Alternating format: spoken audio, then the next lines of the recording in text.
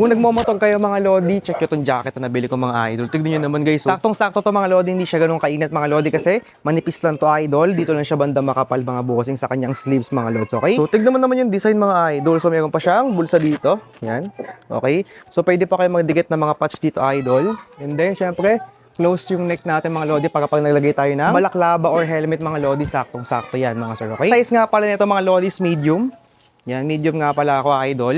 So 5'4 yung height ko mga lodi. So sakto lang yung katawan ko, hindi ganun kataba, hindi ganun kapayat mga lodi kicks. Python nga pala yung design nito mga lodi. Meron pang ibang design at kulay sa yellow basket mga lodi. Check nyo na lang mga lods, okay? So dito mga lodi, may pasok mo yung balaklava. So yun ang pinaka nagustuhan ko dito mga lodi, ano? So tignan nyo guys, pasok na pasok yung balaklava natin guys, mismo sa jacket natin, okay? Mas ja-forms to mga lodi pag sinota mo na ng helmet mga idol.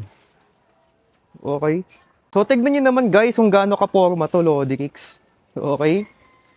Kaya kung gusto mo ng ganitong jacket mga lodi, naku check mo agad sa yellow basket natin guys. Marami pang kulay na available. So bye-bye!